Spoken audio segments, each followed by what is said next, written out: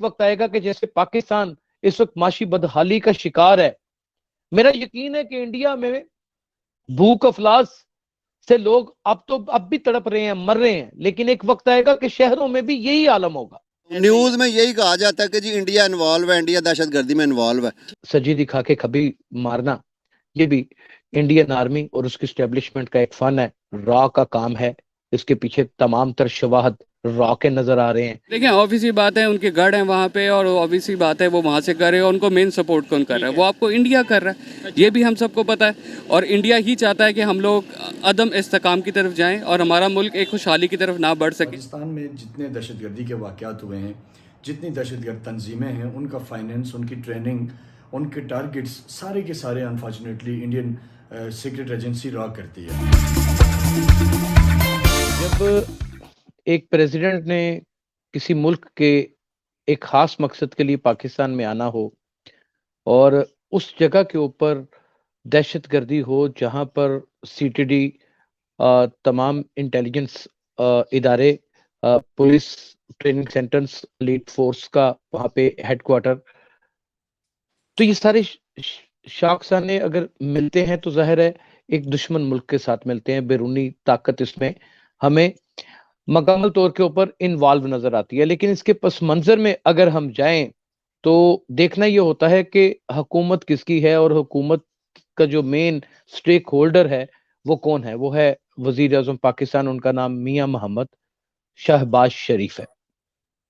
आप माजी में पीछे चले जाएं तो इंडिया के साथ सबसे ज्यादा गहरे मरासम किसके रहे हैं, किस हुकूमत के रहे हैं? नवाज शरीफ हुकूमत के रहे हैं। या फिर एक दौर था जनरल परवेज मुशर्रफ भी आया जाया करते थे और उनके भी मरासम अच्छे थे। और एक वक्त में तो ये भी कहा जाता था कि दोनों मुल्कों के आर्मी चीफ एक दूसरे के साथ तयशुदा मुआहदे के मुताबिक LOS के ऊपर सीज फायर की खिलाफ वर्जियां भी करते हैं। लेकिन वो लोगों की परसेप्शन थी, उसमें किस हद तक हकीकत थी, किस हद तक हकीकत नहीं थी, इसको तो मैं नहीं जानता, लेकिन इतना मैं जरूर जानता हूं कि ये जितनी भी TLP और इस तरह की तंजीमें होती हैं ये बेसिकली किराए के गुंडे होते हैं। सबसे बड़ा नुकसान किसको होता है? हम अगर ताकतवर होते हैं या स्टेबिलिटी की जानिब जाते हैं या रीहैब करते हैं अपने आप को, तो वो कौन सा मुल्क होगा? वो जाहिर है इंडिया है। और इंडिया को चैन नहीं पड़ता। फिर 370 के ऊपर स्टे ऑर्डर मिलने के बाद, उसके इजरा को खत्म करने के बाद एक अलग दर्द है, एक अलग तकलीफ है। और फिर इंटरनेशनल लेवल के ऊपर चाहे कश्मीर या फिर इस तरह के एजेंडों को उछाला ना जाए, लेकिन फ्रीडम ऑफ एक्सप्रेशन के ऊपर जो कश्मीर और उसके मुल्हका इलाकों में भारतीय दहशतगर्द हुकूमतों ने जो पाबंदी लगा रखी है, उससे मुकम्मल कुल आलम आशना है। तो पाकिस्तान को कमजोर करने के लिए ये किसी भी मजमूम इरादों में किसी भी हद तक जा सकते हैं। कलभूषण उसकी बहुत बड़ी मिसाल है। इंडिया ने खास करके हमेशा कोशिश की है कि एक ऐसी स्ट्रेटेजिक वार की जाए जिससे इनके सूबों को तोड़ा जाए, इनकी कौमों को आपस में लड़ाया जाए, इनमें तसादम पैदा किए जाएं। जब ये बदहाली में हो तब इनको कुछ सपोर्ट करने के लिए कोई वजीर आजम आए, या हमारा वजीर आजम पूरी दुनिया में बदकिस्मत इसी के मुझे कहना पड़ रहा है कि मांगने के लिए कटोरा लेके निकला हो।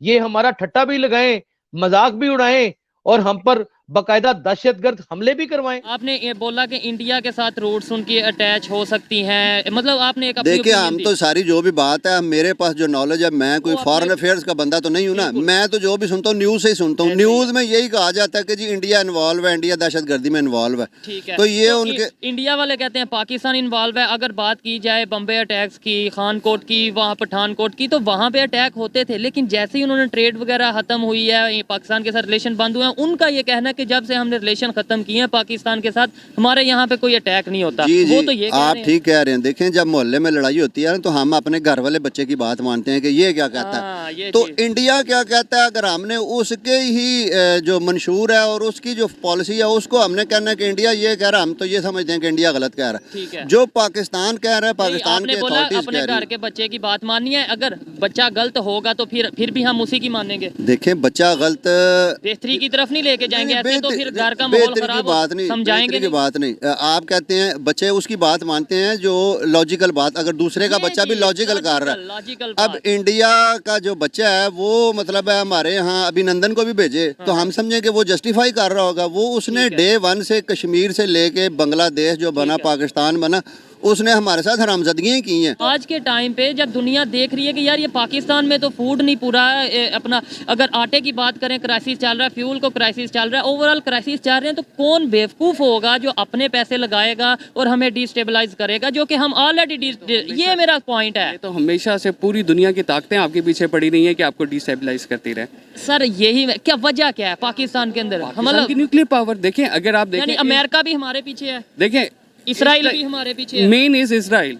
अगर आप देखें तो मेन इसराइल हमारे पीछे है क्योंकि उसको खटकता है, क्योंकि वो जो इसराइल इस टाइम फलस्तीन में कर रहा है और वो आगे जो करने के इरादे रखता है, उसको अगर कोई मुल्क खटकता है तो वो सिर्फ पाकिस्तान है। हम रुखी खा लेंगे, हम बगैर बिजली के घास खा लेंगे, लेकिन हम पाकिस्तान को इंशाल्लाह कभी न्यूक्लियर पावर से महरूम नहीं होने देंगे। सिर्फ पाकिस्तान में अपने पूरे पोटेंशियल के साथ वो दहशतगर्दी करवा रहे हैं, फाइनेंस कर रहे हैं टेररिज्म को, तमाम जो टारगेट्स हैं वो राह के दिए हुए होते हैं।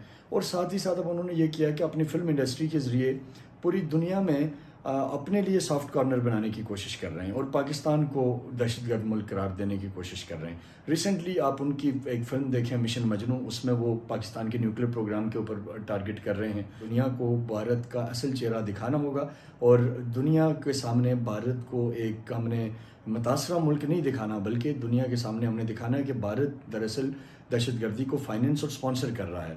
और आज ये जो हम भुगत रहे हैं, ये सारा ये हमारा किया धरा नहीं है।